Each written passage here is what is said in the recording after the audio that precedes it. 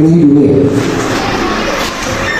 Na ni kosa kubwa kuamini kila unafikia mpaka wa mchungaji au ni mtumishi wa Mungu.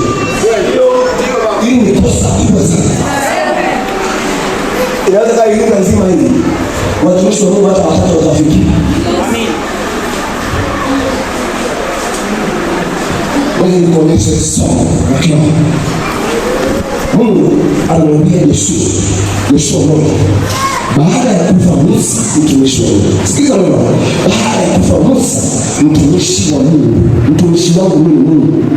Yaani Mungu anaongea na Joshua, anamwambia baada ya kufa Musa, anamwambia Joshua mtumishi wangu mimi amekufa. Amefanya nini? Afa anamwambia nimekuona wewe George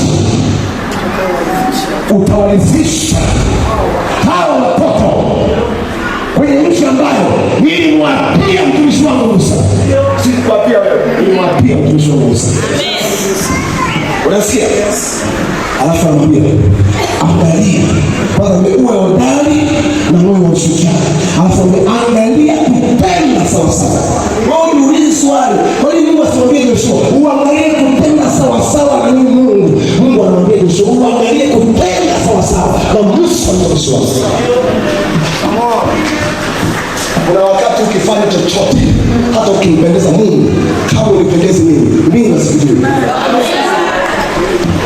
Utajipendekeza kwa Mungu, Mungu atakwambia sikujui, sikufahamu.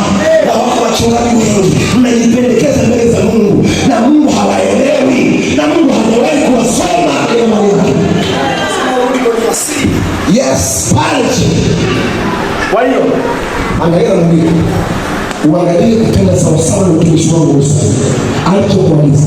Alafu anamwambia ndipo utakapofanikiwa sana, na ndipo utakapostawi sana. Wewe kufanikiwa kwa Joshua kuna mipenzi anautaji kutii maneno ya Musa na kupenda sawa sawa. Sasa ni vile uelewe kwanza Musa ili aweze kufanikiwa, na kuna watu lazima ili ufanikiwe lazima unielewe sana mimi, na nisiponielewa mimi huwezi kufanikiwa.